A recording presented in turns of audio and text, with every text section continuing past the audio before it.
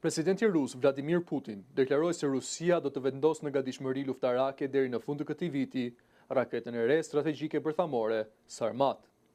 Gjatë një deklarate televizive nga Moska, Putin e përshkroi Sarmatin si raketën më të fuqishme në botë, duke theksuar se ajo është në gjendje të depërtojë çdo sistem aktual apo të ardhshëm të mbrojtjes kundër raketore. Sipas presidentit rus, raketa mund të udhëtojë jo vetëm në trajektore ballistike, por edhe në trajektore suborbitale, duke i dhënë një rrezë veprimi për më shumë se 35.000 kilometrash.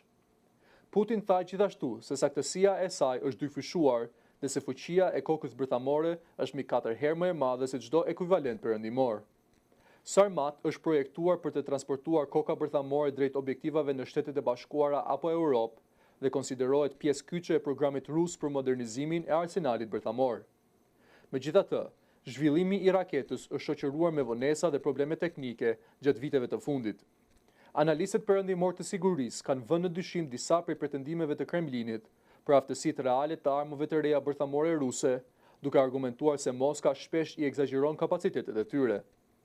Një nga testimet e mëparshme të Sarmat në shtator të vitit 2024 përfundoi me dështim, duke lënë një krater të madh në bazën e lëshimit, sipas ekspertëve perëndimor.